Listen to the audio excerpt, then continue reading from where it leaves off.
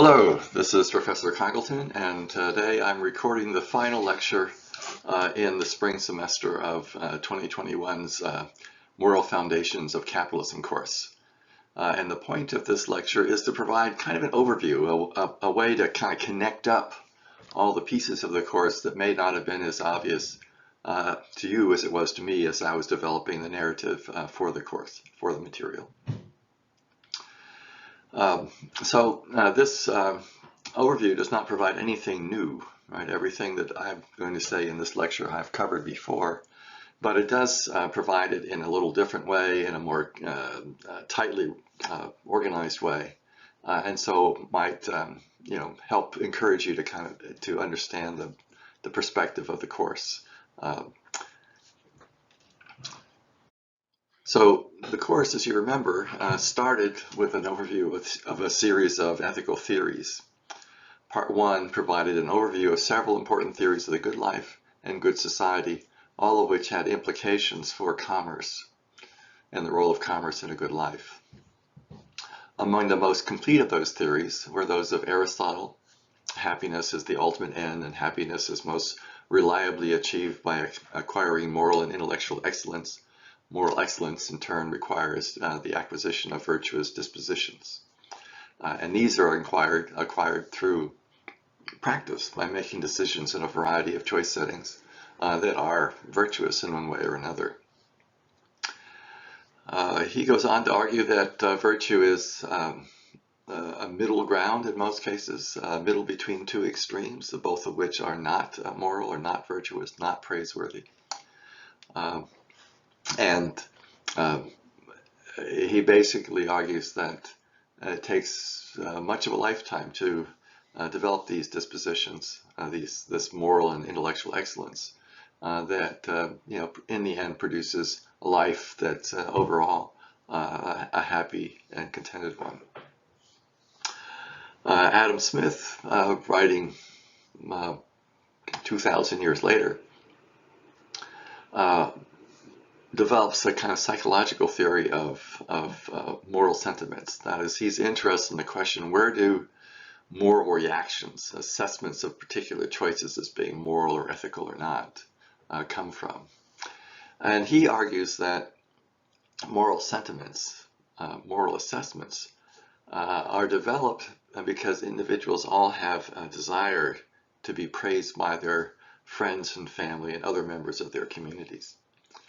And the pursuit of that praise induces them to think about how their behavior would be regarded by others in their community. So they imagine themselves in the shoes of other people in society, in their societies, and try to imagine how that person would respond to their behavior. And if they would find it praiseworthy, then that's something that they would try to do, right? Because they're desiring praise. And by doing so, they tend to develop these habits of behavior that a community regards to be virtuous. Now, as this process continues, Smith argues that people tend to create a kind of composite, impartial spectator who watches their behavior and judges it to be praiseworthy or not. And it's that imaginary spectator that people try to please with their behavior. And so in efforts to become praiseworthy, they do not necessarily acquire a lot of praise from other people, although they often do.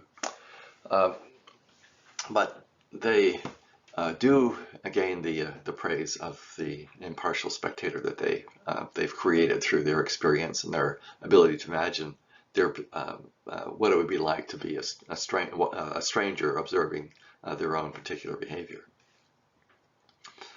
Another theory, which is a little bit of an outlier for the theories that we went through in this class, is the theory of Immanuel Kant.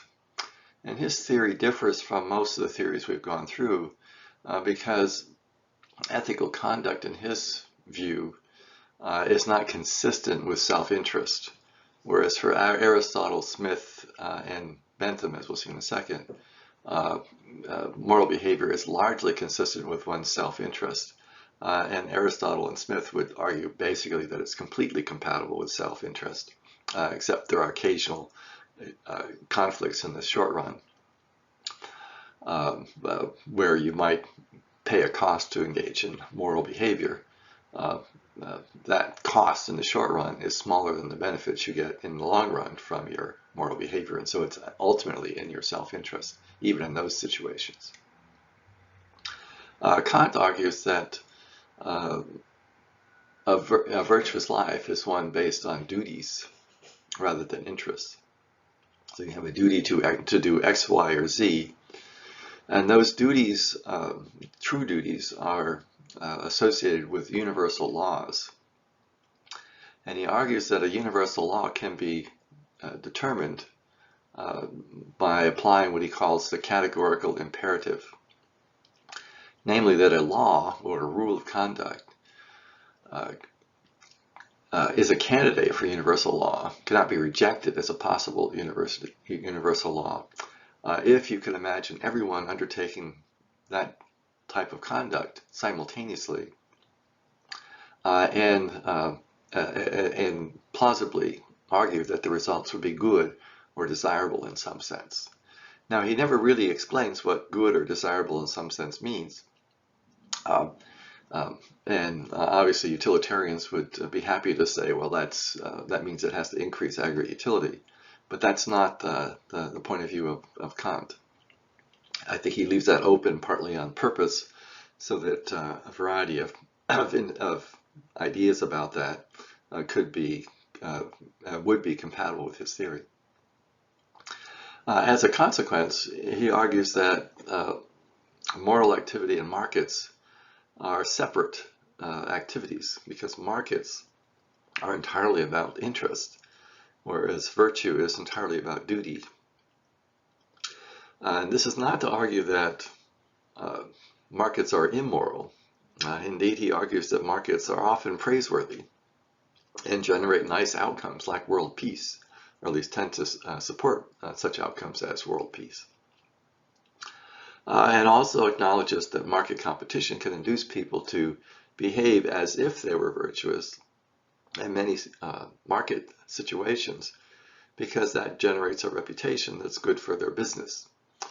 But he regards that type of behavior as irrelevant. In his mind, it's the cause of that behavior, your sense of duty, that implies that a line of conduct, type of conduct, is virtuous or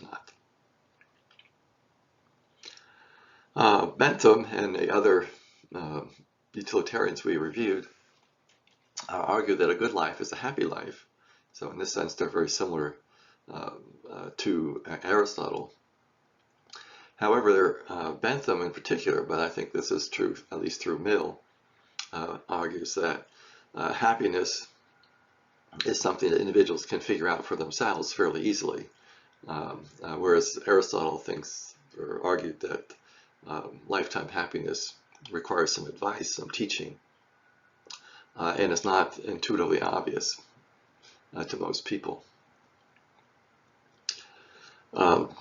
On the other hand, a good society, according to Bentham and fellow utilitarians, is one that maximizes the sum of human happiness, or aggregate utility, or average utility in the community of interest. All these three ideas being equivalent in their minds. Aristotle actually agrees with that. He argues that a good political system is one that tends to maximize the happiness of the people in that society over the long term, not just as an instance, by having a wild party, but as something that's sustainable for many, many individuals, and ideally over many generations. Bentham is important because he establishes something that probably was intuitively obvious to many people, but rarely written down by philosophers, that whenever two people engage in trade, if there's no fraud, no coercion involved, then each person benefits from the trade, and therefore the sum of human happiness is automatically increased by market activities. every time there's a trade, there are two parties that have higher utility than they had before, and therefore, as long as there are no big spillovers on others, people are better off, and society is better off as a consequence of trade. Utilitarians, at least through Mill, therefore argued in favor of open markets. At the time utilitarianism emerged, there were many medieval constraints on commerce. Some of those had been wound down over the previous century and a half, but it was still true that there were a lot of restrictions on markets. There were protective tariffs. There were guilds that still had control over particular fields of study, and some kinds of careers were reserved for particular families, and some positions in society were reserved for nobles of one kind or another, at least in most of Europe. So the argument that trade is best if it's left to itself, that it's that it's not constrained by the government too much. I mean, except for fraud and coercion, was a new argument. It was an argument sometimes called the laissez-faire approach to public policy and markets. And that was an important part of their agenda, their policy agenda. But it wasn't the driver of the philosophy. The philosophy was just based on this intuition that a good life is a happy life, and a good society maximizes the sum of human happiness. So all of these theories and others that we went through in class that I'm not mentioning here in the quick overview of the course had implications for the role of economic activity in a good life and in a good society. Aristotle naturally concludes that careers that contribute to intellectual and moral excellence are good, right? They tend to make people happy. They tend to help people develop virtuous dispositions. And that careers where that's not true are not good, okay? And they are to be avoided by good people to the extent possible. He also suggests that market prices are in accord with an important idea, at least an idea that he regards important, proportional justice. So that relative prices tell you something about the fair ratios in which goods can be and services can be compared to one another. Among the careers he thought were most likely to produce intellectual and moral excellence are careers that produce useful things. So the management of a family farm or a family estate tend to promote these kinds of intellectual and moral excellences. And so those are the most desirable of careers. Others that kind of harvest things from nature are not quite as productive, I suppose, and offer fewer opportunities for making progress on your intellectual and moral excellence, but he regarded those to be next in line. So fishing and harvesting from natural orchards, I suppose, and taking trees out of the forest for buildings, even to some extent stone quarries that were above ground, I suppose, would all fit into this category. But he doesn't much care for mining, and he doesn't much care for commerce in the sense of reselling stuff that's already produced. And least of all is his assessment of finance, where not even things are involved, but just money is going back and forth, and money is used to make more money, which he regarded as kind of likely to encourage excessive focus on money, and therefore cause individuals become greedy rather than appropriately liberal in the terms that he used in his list of virtues. Smith basically would argue that all careers are moral, or careers are moral to the extent that they tend to produce praise from folks in the community of interest. And therefore, to some extent, which careers are most moral or most ethical most appropriate for a person who wants a good life. Varies with the community insofar as the sources of praise, the types of activities that produce praise might differ among communities. But in his time, competing in markets, creating large enterprises, accumulating wealth, these were all considered praiseworthy activities. And so most market activities, if done in an honest way, would be regarded as praiseworthy.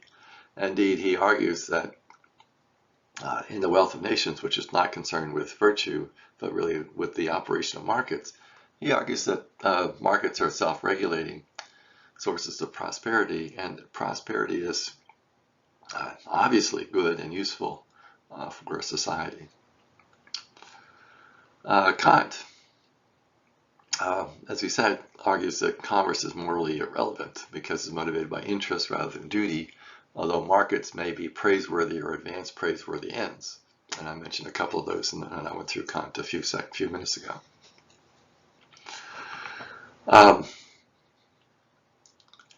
Bentham basically argues that all careers tend to be ethical. All careers in commerce tend to be ethical because they tend to increase total utility, again ignoring externality issues. And this is true because there are mutual gains from trade in every transaction, and that includes the hiring decisions of firms and the decisions to take a job by individuals in their private lives. And therefore, there's no such thing as an immoral career in commerce. All such careers tend to increase the sum of human utility or human welfare or human happiness in the community of interest, unless there are really large externalities. And for the most part, utilitarians through Mill do not really regard externalities to be very large or very important, and so they can be ignored for most purposes. That changes a bit in the 20th century with Pigou and a few of his precursors. But for 19th century utilitarians, they're basically advocates of markets because of their conclusions reached about gains from trade, mutual gains from trade. And of course, that point of view is evident in most economics classes that you'll run into even today, more than a century or 2 centuries after Bentham started this line of argument. So if you think about the material covered in part 1, what we have is evidence that philosophical support, scholastic support for markets tended to increase in the period from a little before 1600 until 1900, and that's and it's not that they literally increased. They increased because new arguments that reinforce older arguments were developed, and so it's really hard to be more supportive of commerce than Baxter was. I mean, if careers in commerce can be a divine duty, a calling, and if foregoing an opportunity that the divine being places in front of you is immoral, then as long as one engages in commerce in a honest and diligent way, you're doing God's work, right? And to a religious person, what else could be better? What could be more important than that? So there's a sense in which support doesn't really increase from Baxter forward. But what's important is that Baxter is writing to and reflecting the outlooks of Protestants in the late 1600s. And it's not necessarily the case that his arguments would have penetrated outside that circle, right? It would have basically been mainly of interest to people who were fellow Protestants. And I think he was very influential within those circles. But if for people who were not Protestants or Catholics or maybe people who were deists, these arguments would not have been as persuasive. So the other arguments were worked out that markets tend to operate as if they were guided by an invisible hand to increase social welfare, the Smith argument in The Wealth of Nations. That would be a more persuasive argument to people outside the Protestant community, because it's not linked to a particular theological point of view. Similarly, if you mud into the utilitarian arguments, you might believe that those utilitarian arguments are also, in a sense, more general than utilitarianism. That is, you could be a theist and devoted to your particular interpretation of a divine text, but think that the aim of the divine being was, in some sense, human happiness, and therefore the utilitarians were kind of onto something, as a way of expressing something that had been missed before and in various interpretations of divine will. And so these arguments, as they became general, more general, would tend to increase the breadth of support for markets, and in that sense, and also kind of reinforce the number of arguments available to people who had adopted or accepted earlier views. And as a consequence, the support increased in that sense. The other thing you'll notice is that there are fewer and fewer reservations in these analyses of markets. Montesquieu, for example, was concerned that markets tended to undermine certain ethical dispositions at the same time that they tend to reinforce others that are important. So there were advantages, but there are also disadvantages in terms of the ethics, the ethical impact of markets. In terms of increases in support, another place you could observe this is in the list of virtues that many ethical theorists compiled, and you'll see that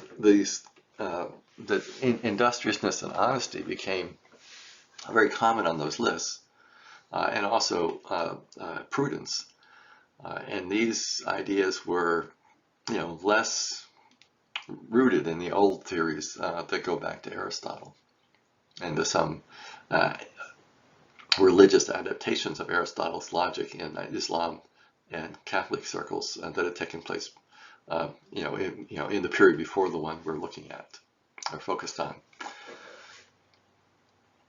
So a good life became an active, creative life, and a good society became a prosperous and innovative one, which, in the experience of that period and even really through to today, namely, a good society became a commercial society.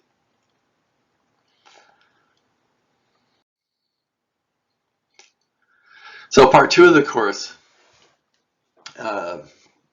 develops why ethical dispositions might be important to economic development for additional reasons.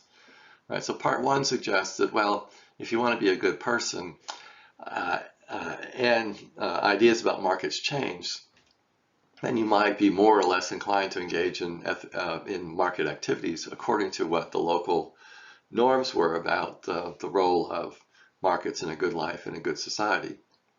If you were like Erasmus or Moore and thought that the impact of commerce should be minimized, then you'd be less inclined to engage in market yourself if you wanted to be a good person.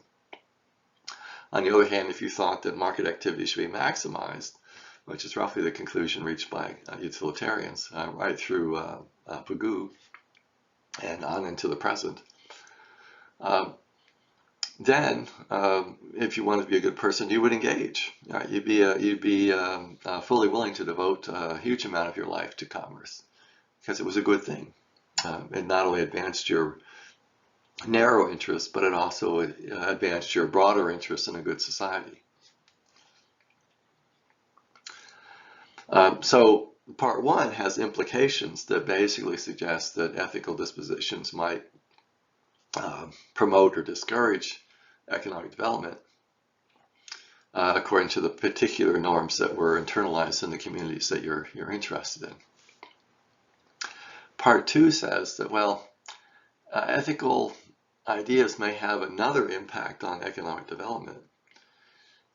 Namely, it may produce a better environment for market activities to take place in.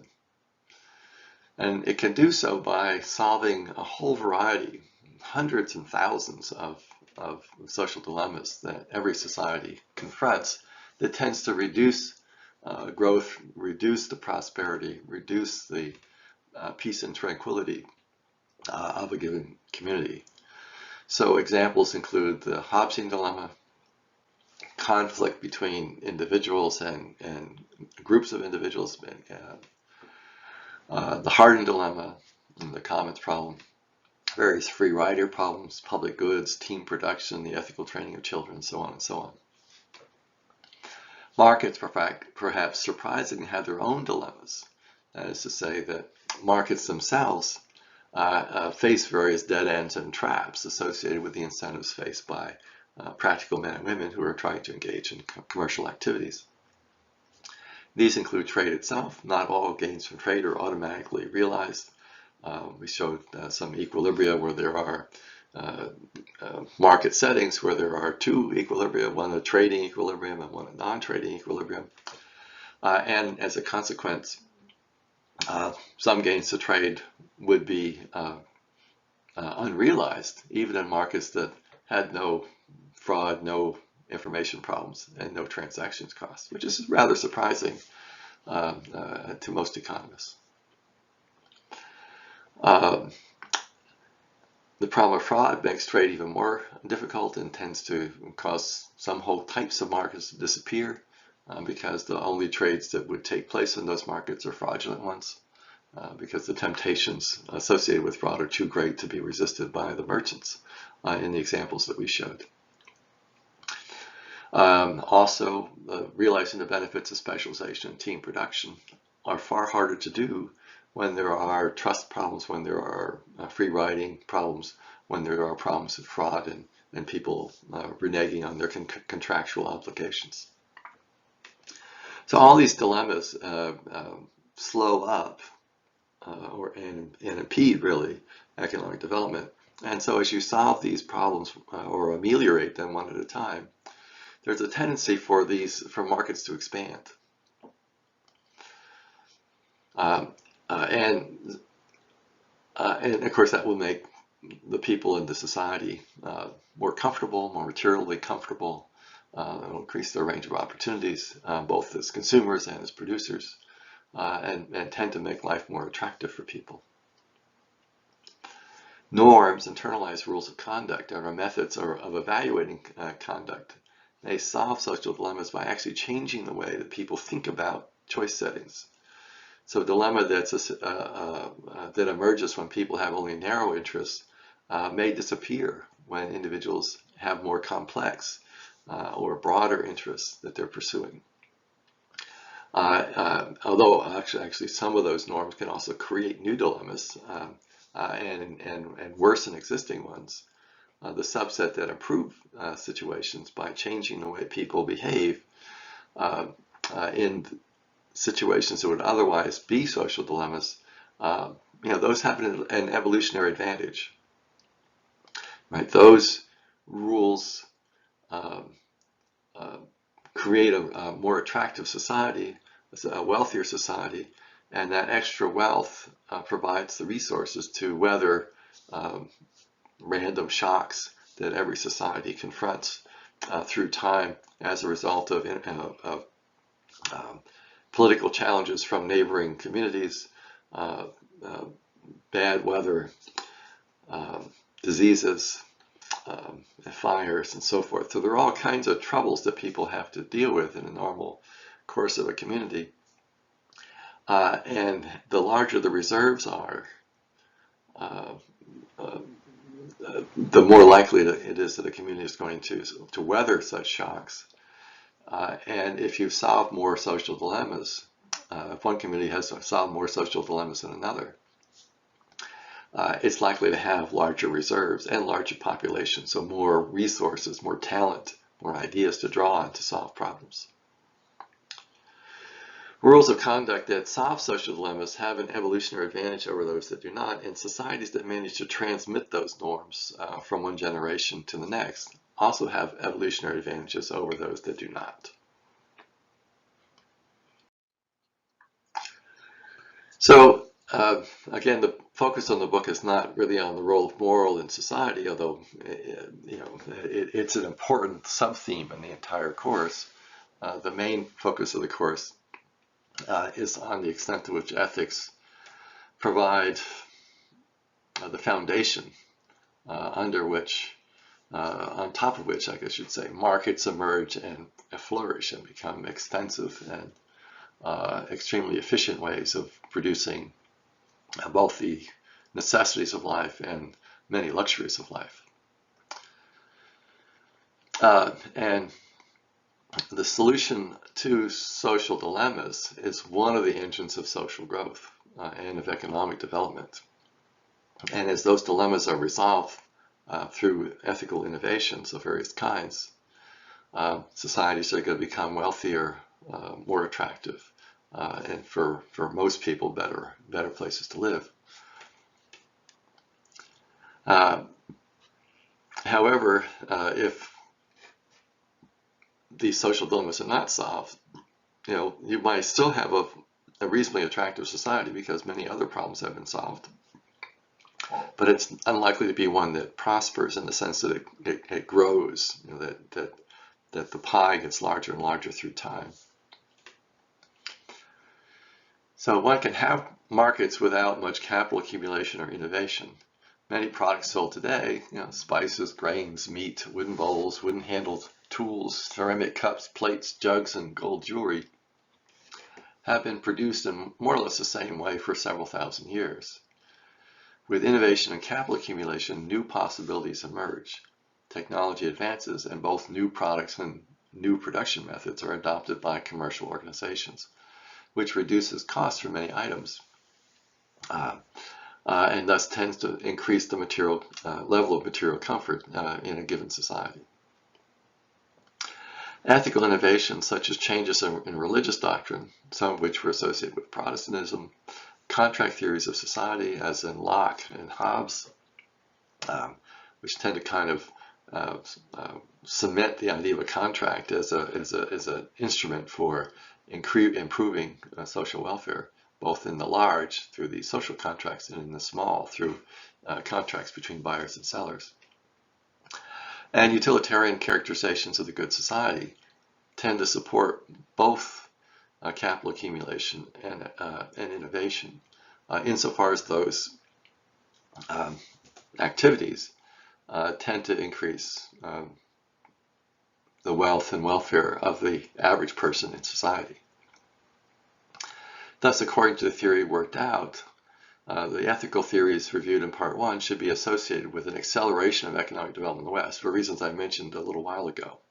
That is that the breadth of support tended to increase through time as these different supportive arguments for commerce, for markets, emerged and became more firmly grounded in science as well as ethics. And in fact, we do see such an acceleration, and is timed at roughly the same points as these ethical innovations seem to be taking place in the societies that we focused on. So real GDP types of statistics were worked out in the 1930s. Right? So there's really no direct measurement of GDP before that period. But economic historians have tried to estimate GDP using numbers having to do with international trade and tax revenues, going back as far as they could in the records of a given country.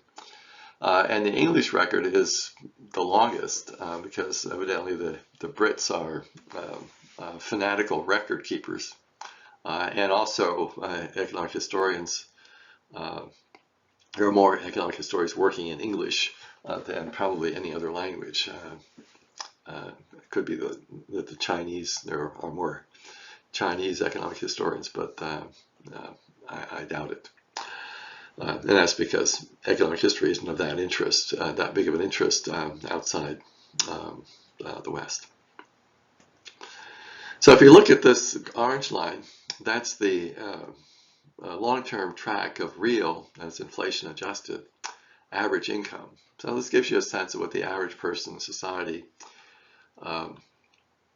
realized in the form of income. There was actually a huge amount of income disparity in that period. So the average is lower than that.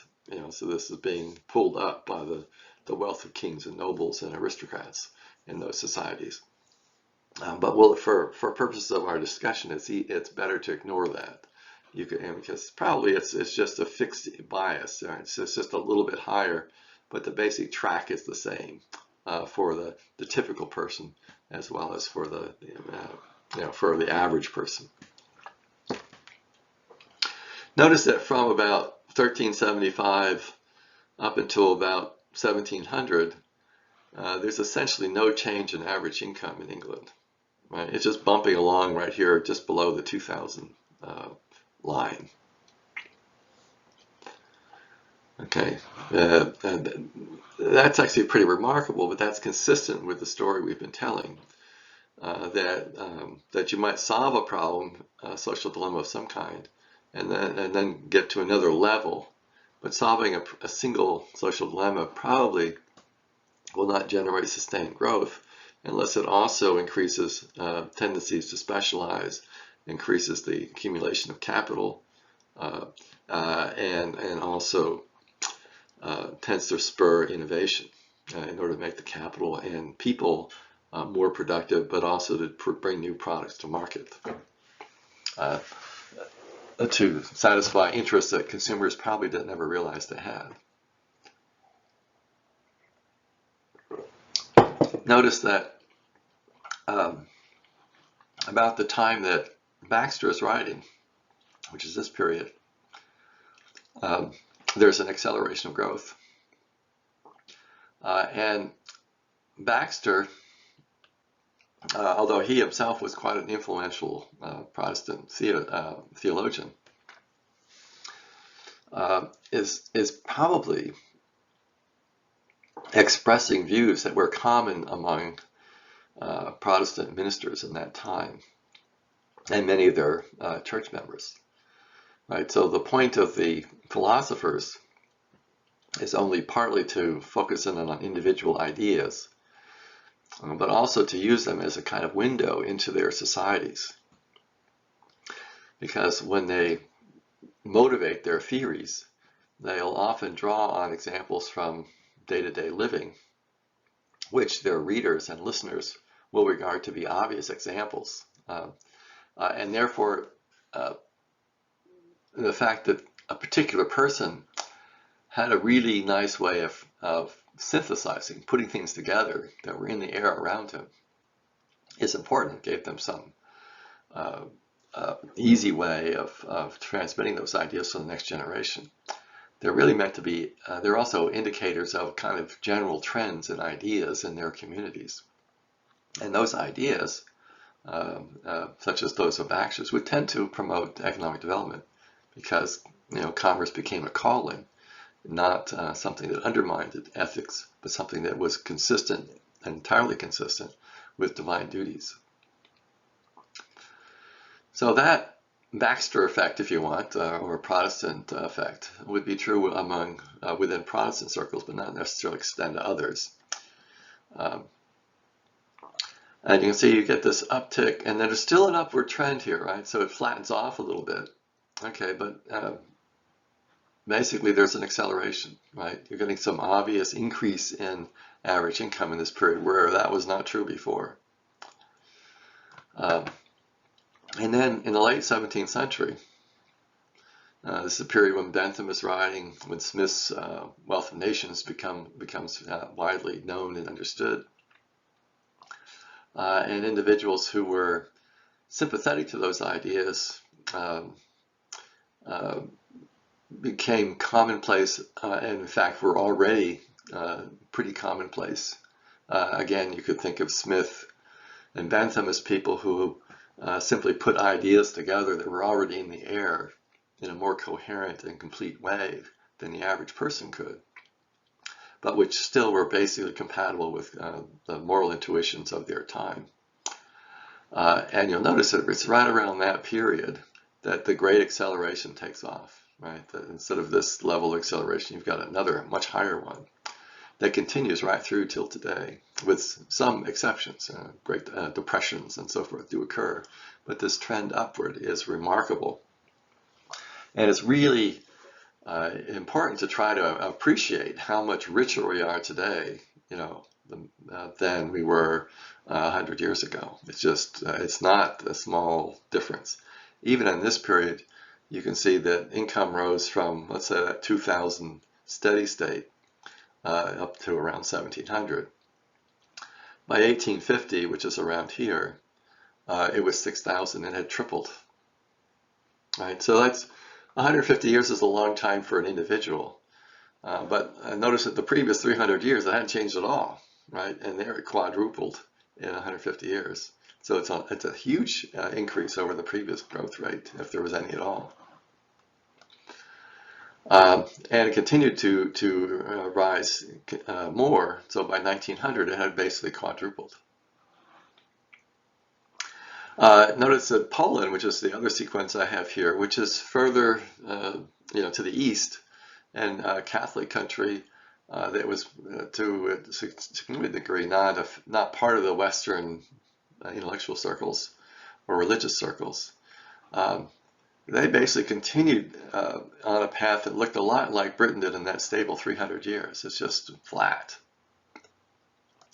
right? It's flat basically until around 1800. This being the period of the Napoleonic Wars, so the data is not as good in that period. And then, finally, around 1850, it starts to accelerate too as ideas from England and other northwestern European countries started to spread throughout Europe. And the other parts of Europe basically also started to accelerate. Okay, they don't really catch up, right? Because they've got a late start. In fact, the late start is like around 150 years behind. It does accelerate a bit and does close some of that gap. So it's only, say, 75 years behind there. But you can see that early start made a difference in terms of the average income of people in those societies. And in this period, there are wealthy industrialists and so forth, but the average income is actually more representative of the average person, because the big middle class is emerging in this period. A middle class that didn't really exist in the previous period of middle managers, teachers and doctors, bureaucrats, and so forth, who have stable middle income coming in, whereas in this earlier period it's basically aristocrats and peasants. There's really not much of a middle class. So this diagram shows that the implications of part 1 and part 2 together are consistent with the historical record, right? The changes in intellectual ideas about markets that took place in this period seem to have produced an acceleration, and that acceleration was reinforced by a series of ideas that were in the air in this period and continue to be in the air throughout the 19th century, as utilitarian support, for example, continued to be very strong for markets throughout the 1800s. Okay, so let's go on to part 3, where we bring governments into the picture. Now, governments, of course, existed in this whole period. All right, so if governments were typically were sources of economic growth, you should see it here as well as here. Okay, you didn't, and in fact, if you go back, to pre-agricultural times, there's quite a bit of evidence that governments were very weak, didn't do much, and if anything, they promoted conquests of neighboring communities. And led to a lot of warfare. So the Hobbesian model of a war, every man against every other, is harder to tease out of the data, but something that's pretty close to Hobbes housing dilemma in which every community is opposed to every other was actually pretty common in the historical record for Europe and other parts of the world, where fatalities from warfare and raids and violence within communities is very, very high compared to modern levels, even in pretty dangerous places in the modern world. Okay, so let's talk about governments. Well, one reason governments might not have contributed much to economic development was that they were basically extractive during most of this period. The aim of the governments in the old days was essentially to make the aristocracy, the people who were involved in government, as rich as possible. And they did a pretty good job of it. I mean, if you look at the grand palaces of Europe, these are virtually all palaces of the wealthiest, tiniest fraction of their societies, 1 or 2%. Noble families, royal families, and many of the aristocrats were members of the same families but simply lacked the noble titles. So it's family-based and very family-oriented in terms of the distribution of wealth, and tended to lock in that distribution because it was in the interest of the people who had the most power.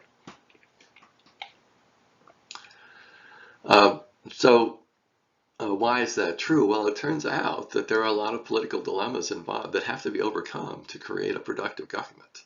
Okay, the tendency for extractive governments to emerge is really pretty strong. And that strength is evident in history. You just see, say 100 aristocratically driven autocracies for everything that looks like a democracy or even a somewhat representative system of government. And that is to say, a government where there are actual elections, not where people at the top pretend to be ruling with the people below them in mind. Which, at least in my reading, is very often a pretense. Okay, so what we did in part 3 was showed why that's true. All right, that there are that in a sense an extractive regime was much easier to put together than a non-extractive one, because extractive regimes are not as dependent on ethical norms to work. Right, productive states require that at least the top levels of government be staffed out by people with the right ethical dispositions, namely ones that tend to inhibit their extractive propensities. So we went through the very simplest governments. We talked about the Lockean state, the idea of a government that, the simplest government being one that would simply come in and top up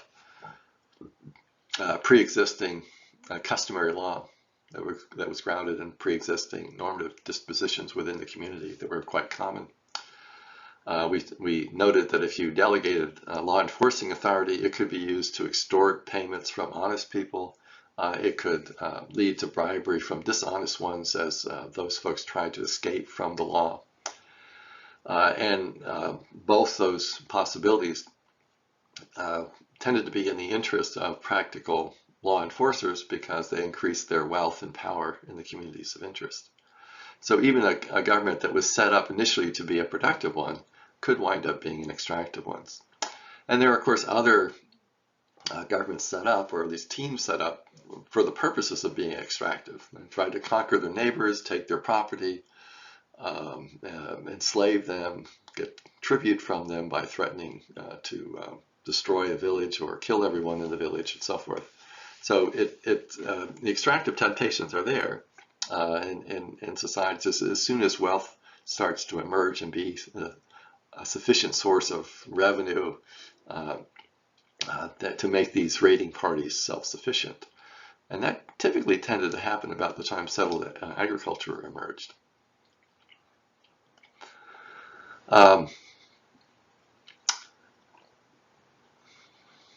Within democracies, which for the purposes of the book I'm just assuming is the normal structure for a productive state, there are additional dilemmas that have to be encouraged. Okay, not just the honest law enforcement problem, but also the problem of using majority rule to make decisions, and the fact that voter interests differ, as everyone is in some sense unique, even in a society with many shared norms. The manner in which they're shared, the intensity of those norms, the interpretation of those norms varies a little bit, sometimes a lot, from individual to individual. So we have the cycling problem that has to be solved in order for majority rule to actually work as a decision-making process. We have the problem of excessive redistribution, which is something that concerned people for thousands of years. And there are several instances where that occurred, but it's not as common as you would expect. And that's probably because the norms that tended to facilitate the emergence of democracies tended to rein in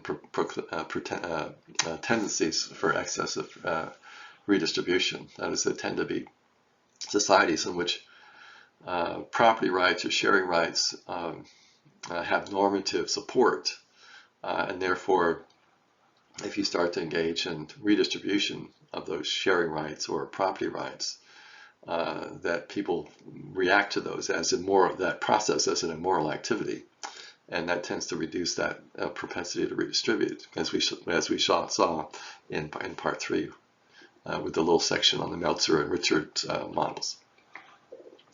We also talked about incentives to cancel the next election. Once you get a democracy, then you can have one election, but do you get the second one? Why have the second one? What drives that decision by folks who can with the authority to call or postpone the next election?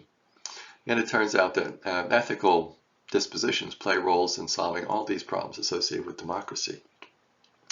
And if you have the right supportive dispositions, then the system works pretty well. It's never perfect, okay? There's always a little corruption, there's always a little extraction, some places more than others. But if norms are basically reducing these problems quite a bit, and also reducing these problems even more, then a representative democracy can be self-supporting, can produce attractive societies. And the policies that emerge from those types of governments tend to be ones that advance the interests of moderate voters, to the extent that moderate voters understand those possibilities, I suppose.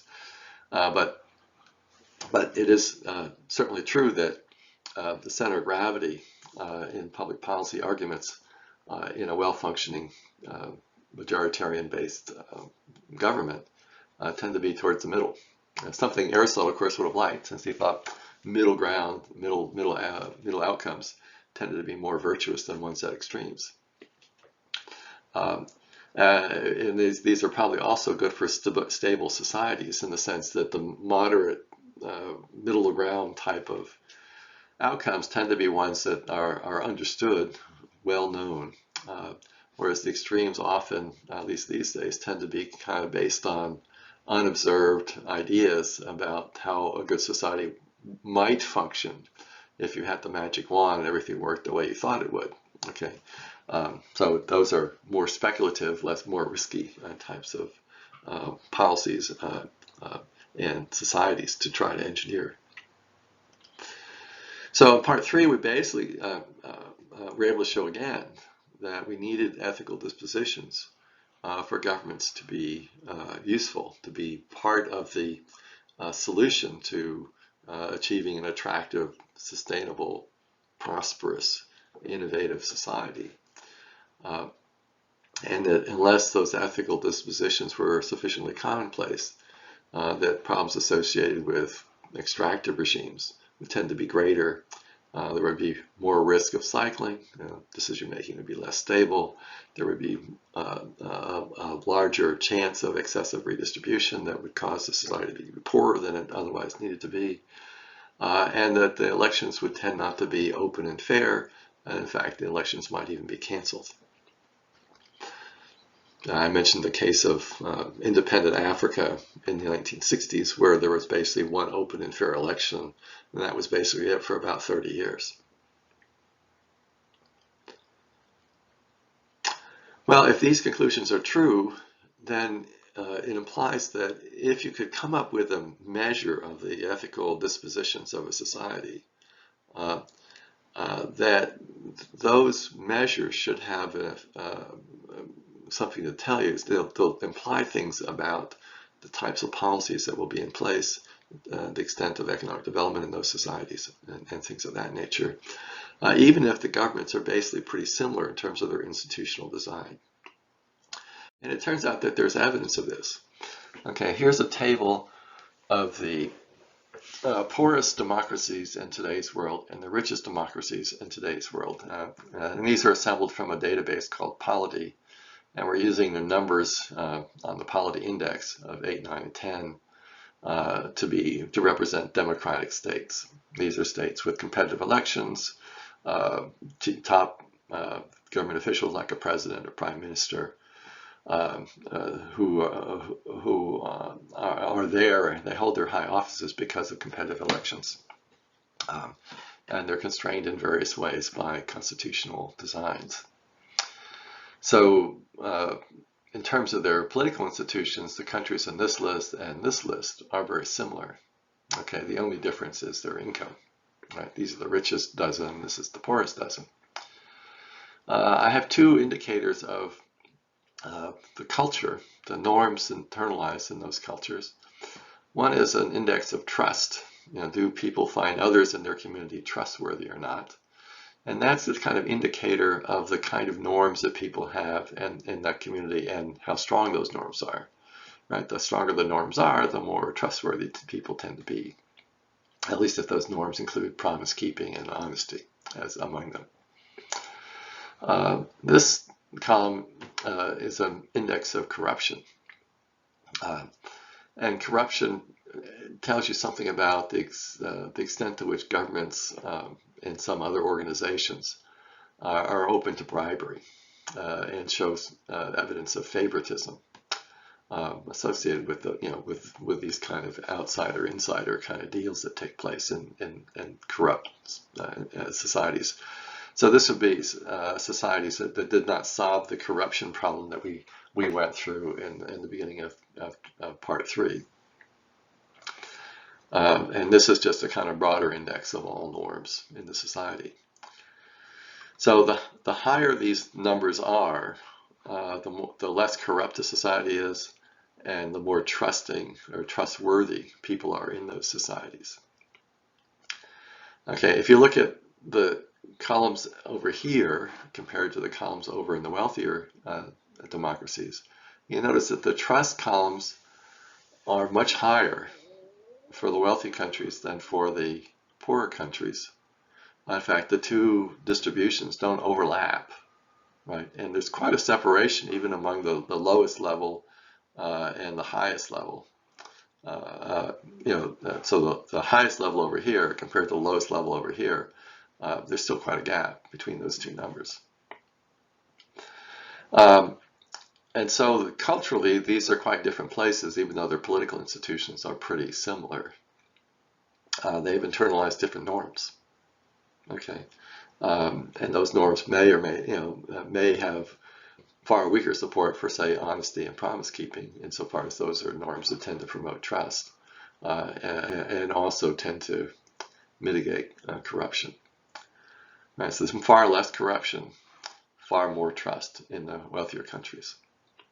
And as a consequence, as predicted by some of the simple models we worked out in part 2, there's much higher real per capita income in the rich democracies than in the poor democracies. So an implication from part 1 and part 2 shows up in this table. The stronger the supportive norms, the less corruption there is, the higher income tends to be. It may also have some effect on public policies, but those are not indicated in this table. If you trust your government more, you may ask it to do more things, and it might be better able to produce those things than in a society where the government is no more trustworthy than anybody else. So overall, the course has provided you with a very nice theory of the role of ethics in society. And it's not grounded in ethics, but in social science. It's an attempt to show why internalized rules of conduct matter, how they can make a society more attractive, in particular by solving social dilemmas, and why solving social dilemmas are important for economic development, in particular because if you solve those problems, you have more resources to work with, and tend to be more predisposed to innovate and accumulate capital, and to accept specialization, and some of the uncertainties associated with innovative societies.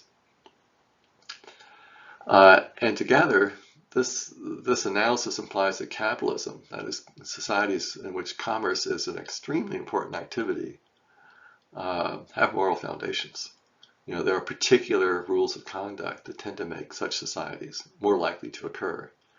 Now, I'm not arguing in this book or in this course that the values of the West are somehow unique in that respect. I am simply arguing that they tended in the 18th and 19th century and into the 20th century to be highly supportive of commerce. And that is, of course, part of the reason that people devote so much of their lives to their careers, right? They have practical interests of the sort that economists emphasize. They like more wealth, more material comforts. But the pursuit of material comfort is itself partly driven by ideas about what a good life looked like, which, of course, is a highly philosophical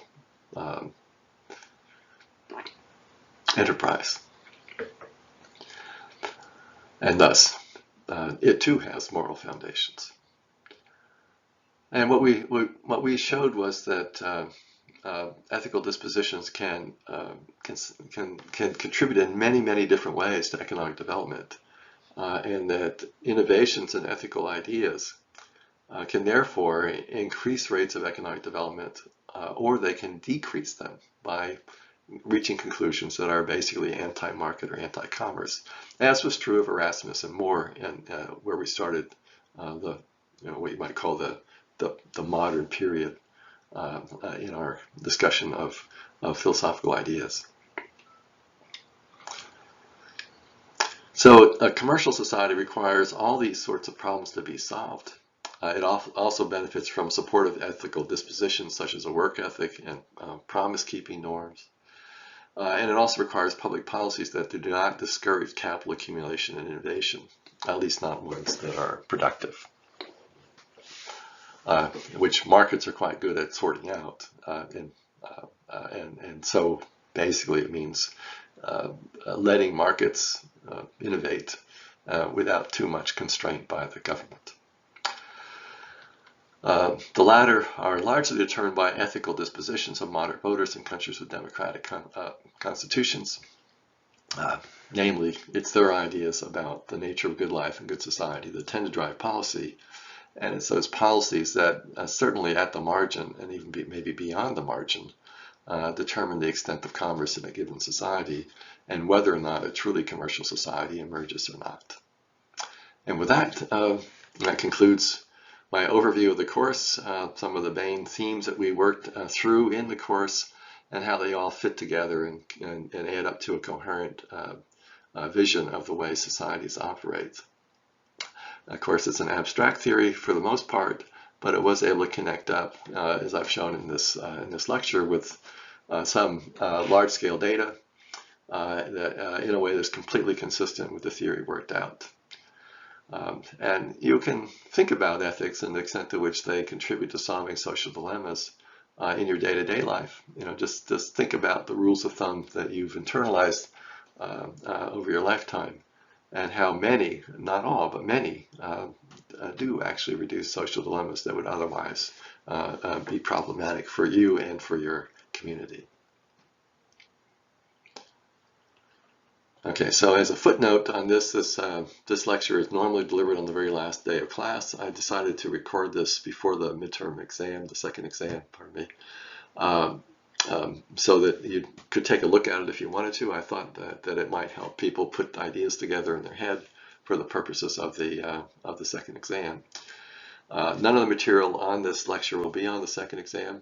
I usually put this at the end of the course because it is important to have a sense of what the course is trying to do when you write your paper, because it makes it clear and makes the basic theme of your papers, at least the papers that are compatible with this course, more obvious. And I think it helps to make them more interesting and better essays as well. So with that, I'll stop, and I hope you've all enjoyed the semester. I've enjoyed teaching it. I would have enjoyed it more if we were doing this in person in a classroom, but I think this pre-recorded method is the second best of the possibilities based on my experience with the Zoom lectures, because so many people, when they come to Zoom lectures, have their cameras off, and when those lectures are recorded, relatively few people actually show up. And so it's not at all like a real lecture experience. And I think this recorded method works as well or better than those Zoom sessions, except for on the special occasions where there's a lot of interaction that's necessary to get things across, as tends to be true of the review sessions before the exams. So with that, I'll stop, and I'll post this lecture in a little bit, and see you next time at a Zoom section.